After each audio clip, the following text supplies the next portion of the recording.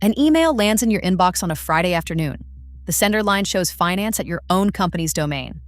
It threads neatly into a conversation you were already having, and nothing about it looks wrong. Before that message reached you, your mail server ran its authentication checks. One of them passed.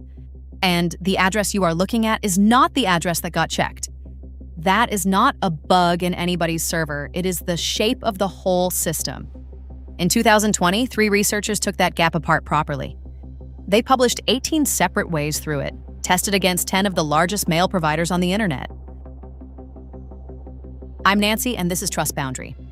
Every episode, we take one piece of your stack apart and find the line where trust changes hands, how it really works, what it looks like on the wire, and the one check almost everybody skips. Email shipped in 1982 with no sender verification of any kind. Everything we have was bolted on afterwards, and all of it lives in 3 DNS records: SPF, DKIM, and DMARC. By the end of this, you will be able to read all 3 records and say which identifier each one actually proves. And you will find the single line in your own DNS that decides whether any of it is enforced. Start with the thing almost nobody gets told. Every email carries 2 different sender addresses. There is the envelope sender handed over in the SMTP conversation before the message body even exists.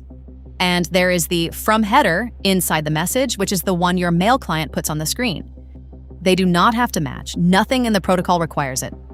Here's the line. Everything on the left arrived over the network, typed by whoever opened the connection. Every header, every address, every byte, assume all of it was chosen by the sender. Everything on the right is DNS published in the domain's own zone. Only somebody who controls that domain can write there. That asymmetry is the whole foundation.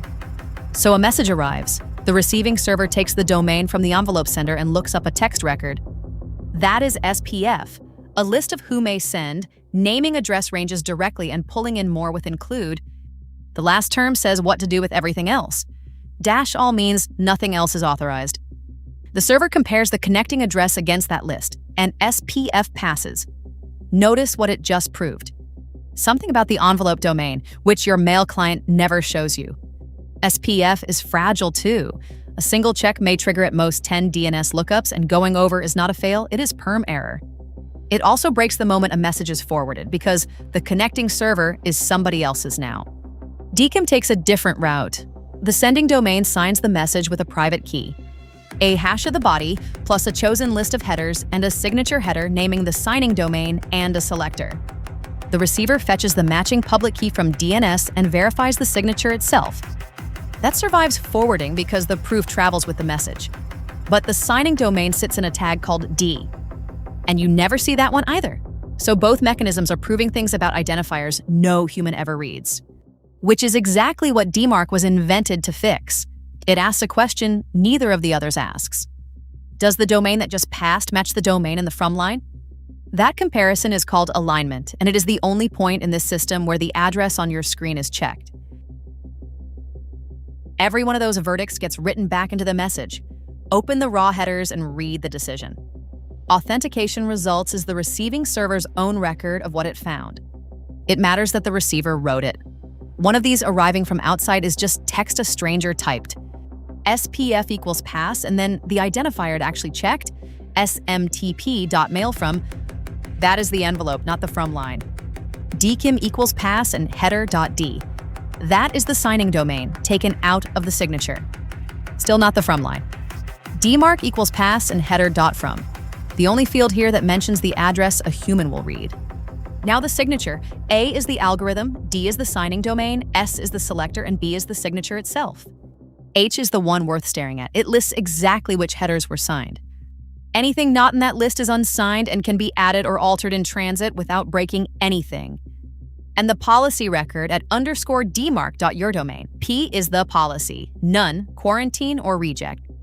RUA is where the aggregate reports get sent, and 2 more tags decide how strictly alignment is judged. Relaxed alignment, which is the default, accepts any subdomain of the same organization. Strict demands they be identical. If you learned this a few years ago, 2 things have changed. The percentage tag is gone from the specification. And receivers now find your organizational domain by walking up the DNS tree instead of consulting a list of public suffixes. So watch what happens when that alignment check is not there. The attacker forges nothing at all. They register a domain of their own and they publish a completely correct SPF record for it. They connect, and the envelope sender is their domain. The server checks their domain against their record and SPF passes, honestly and correctly. They can sign it too, a valid DKIM signature made with their own key for their own domain. That passes as well. Both mechanisms are now satisfied. And then the from header says finance at your company. Nothing in SPF and nothing in DKIM ever looks at that field. Both checks answered a question about a domain nobody sees. There's no forgery here, no broken cryptography, and no server bug. Two mechanisms did their jobs perfectly and told you nothing about the only name that mattered. DMARC catches this, and only because it compares the two. With no policy record, nothing in the chain is responsible for that comparison, and the message goes to the inbox. And here's the part that stings. Most domains that publish DMARC publish p equals none, which asks every receiver on the internet to do precisely nothing about a failure. Here's the boundary lesson. Everything inside an email was written by whoever sent it. The only trustworthy statements in the entire system live in DNS, published by the domain owner. SPF and DKIM cross that line and come back with a verdict about an identifier no human reads. DMARC is the one mechanism that ties a verdict to the name on your screen. So go and check one thing today. Query the _DMARC record for your own domain and read the policy tag. If it says none, you do not have protection, you have monitoring. And the specification itself was rewritten this year, so it is genuinely worth reading again. Every system has a line where trust changes hands. In email, it runs between the message and the DNS zone. That is one more boundary drawn. If this made something in your stack, click subscribe. There's a new one every day, and the next one is already in the queue. I'm Nancy. I will see you at the next boundary.